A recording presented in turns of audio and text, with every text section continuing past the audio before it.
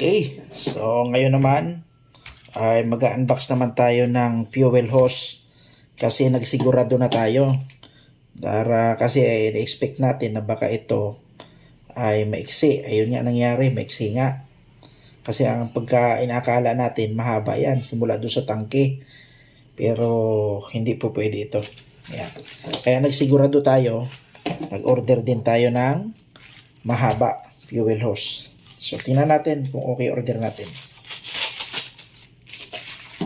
Alam nyo, mas maganda pa rin bumili online kahit paano.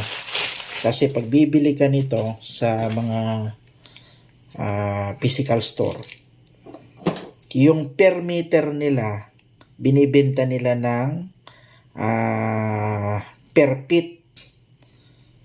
At parehas lang ang presyo. Kaya, ang laki ng diferensya.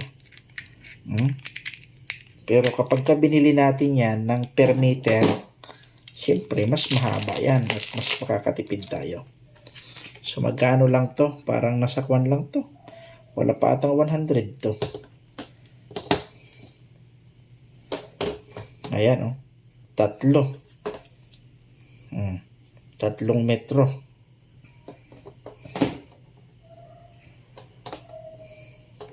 Ayan. Fuel hose. Ayan po ang fuel hose na yan. Alam niyo po ba itong fuel hose na ganito? Matibay po ito.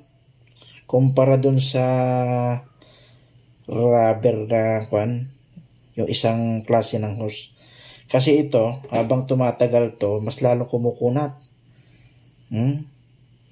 Malambot lang siya. Ang tawag na sa iba dito ay soft fuel hose. Yan. So ito, sakto na ito. Itong ganito kahaba.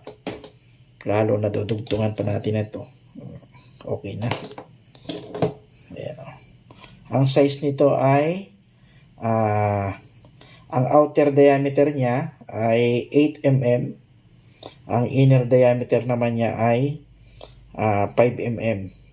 Saktong-sakto lang maipasok itong pinakang nozzle na to. Tingnan nyo. Yan o. Kasi flexible naman yan eh. Ayan, nakapasok na siya. Hindi na yan basta-basta matanggal, oh. Pero siyempre, magsisigurado tayo. Lalagyan natin yan ng clamp. Ito. Ito yung clamp niya. Ayan. Ang patiba yan.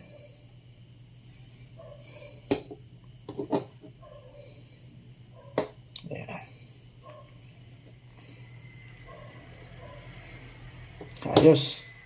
Okay, approve.